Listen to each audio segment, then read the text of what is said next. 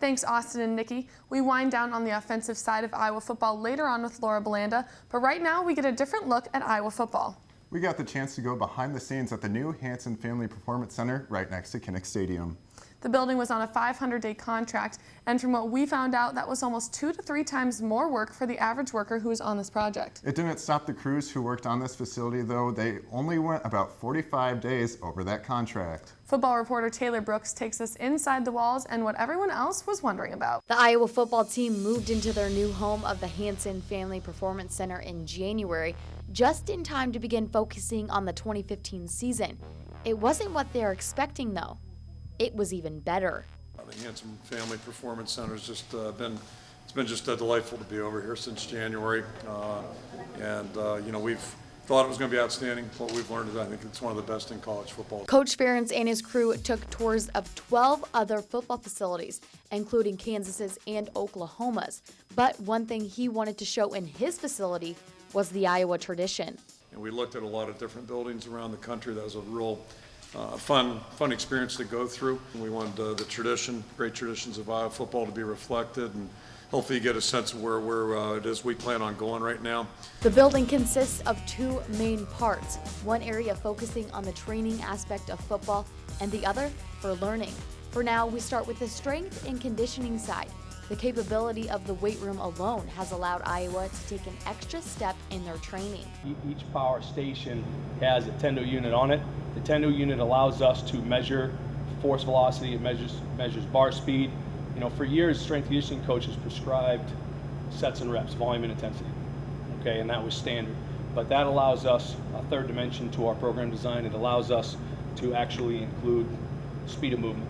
The state-of-the-art facility is even a place where NFL players can train. There was a workout in February this year. We had 19 NFL players training in our facility. Aside from the weights, recovery is also important to this Hawkeye family, as hot and cold pools are provided for post-strength and conditioning. This is a place for players to have the right resources to remain healthy. Try to evaluate all the student athletes when they come in for any defects or any movement deficiencies that they may have, so we can try to correct those before they have a problem from that standpoint. And now we transition to part number 2, the learning side. There are multiple meeting rooms for each position to get a better sense for watching film and going over specifics. The building was designed to give anyone who entered it, including recruits, a feel of what Iowa football is all about. One of the things, having helped a little bit with the recruiting, was that if you bring a 16 or 17-year-old recruit in here and you stand them in here the day of a game, and you imagine what that pageantry looks like out there on game day, how impressive that will be for them to be able to see. The facility has brought a new sense of urgency to this Iowa football family. Now let's see if they can carry that onto the season. This has been Taylor Brooks for Daily Iowan TV Sports. And another cool part about this building, Mark, is that when you're on the outside of it looking in, you can see a tiger hawk in the window, but when you're on the inside, it just looks like glass. I've actually had the opportunity to work in the building, and there's a lot of neat history throughout the entire building. I'm definitely going to have to go check it out myself. And now that we've seen how the Hawks operate off the field, it's time to get back on the field. Football reporter Laura Belanda is standing by to finish up the offensive side of the ball. Laura?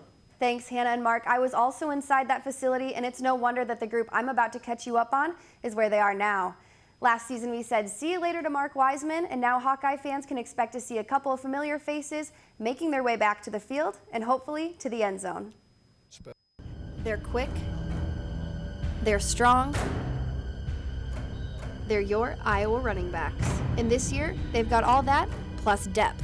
Just the fact that we have that amount of ability and talent and the depth right now, it's something that we should really look forward to this upcoming season.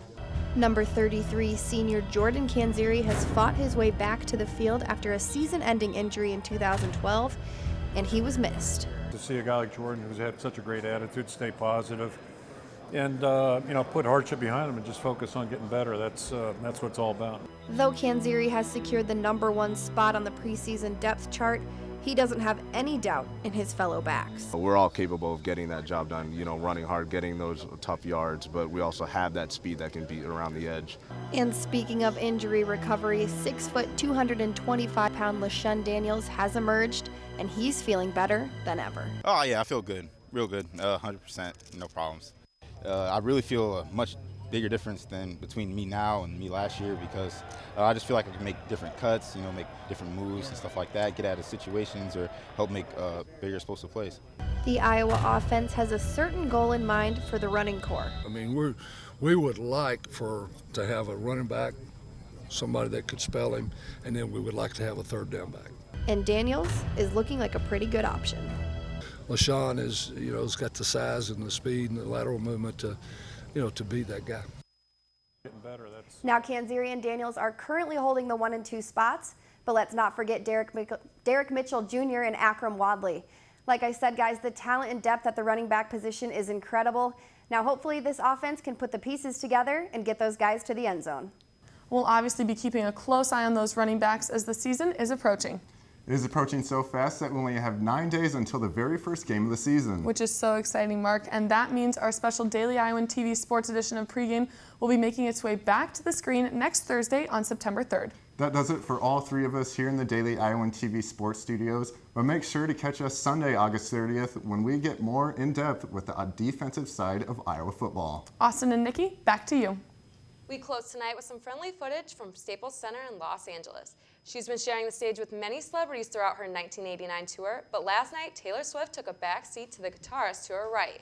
That's Lisa Kudrow, sometimes better known as her character Phoebe Buffay in Friends. Kudrow joined Swift in a rousing rendition of Smelly Cat, which is the most famous of the many songs Buffay performs at the Central Perk Cafe. That would have been an awesome sight to see at a Taylor Swift concert.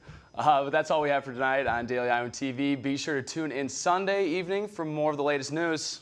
Or you can check us out on YouTube. Just search for Daily Iowan TV. Thanks for watching. I'm Nikki Crossway. And I'm Austin Love. Have a great night.